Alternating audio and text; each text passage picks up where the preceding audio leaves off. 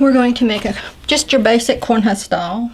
You will need some paper towels to help soak up the water, some scissors, some yarn, whatever color of yarn you want her hair to be, and then you'll need other yarn to tie the knots with. Probably 6 or 7 pieces of good sized corn husk. And you have to soak it too for the corn husk to get pliable, otherwise it will just rip. You just want to soak it till it's bendable, and we want to start out with 4 of your good sized pieces, and you just want to overlap the edges.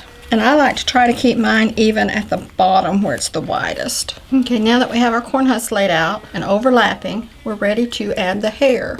And on the hair, you just want several pieces, however thick you want it. And you want to try to keep it even on one end, that way you don't have a bunch of short pieces on that end. And you want to lay it to where it overlaps the corn husk. And then you just want to fold your corn husk over the hair. And then on your string that you have to tie the knots, you just want to cut a piece and lay it under here. Oh, probably about an inch or so down. You just want to be wherever your shortest piece of corn husk is. You want a good inch past it. And you want to tie a really good tight knot, because this knot holds your hair in. And then I'm just going to cut off some of this excess here so I don't have a whole bunch. And then I liken this to peeling a banana. You just turn it up and grab where you've got this excess here, and then just start turning your corn husk.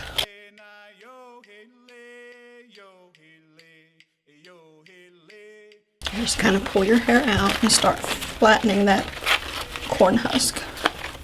And then you want to get another piece of your string and just grab it about right here, probably about an inch, inch and a half down, and smooth your corn husk down. And you're going to tie another really good knot.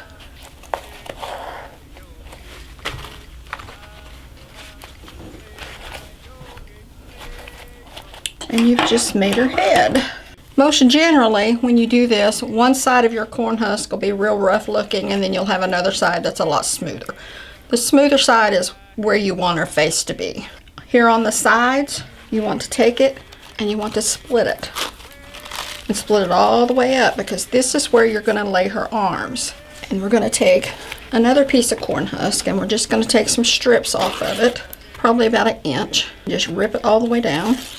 And you want the wider end on the outside, and you're just going to lay it on top of itself and roll it up. And then probably about an inch from the edge, you're going to tie a knot. And you're going to do that on both ends. And this next step is not really necessary, but I like doing it when your corn husk doesn't stay rolled up in the middle. Just tie another knot. So now where you've split your doll, you're going to take this and you're going to open it up, and you're going to push it all the way up and just kind of center it.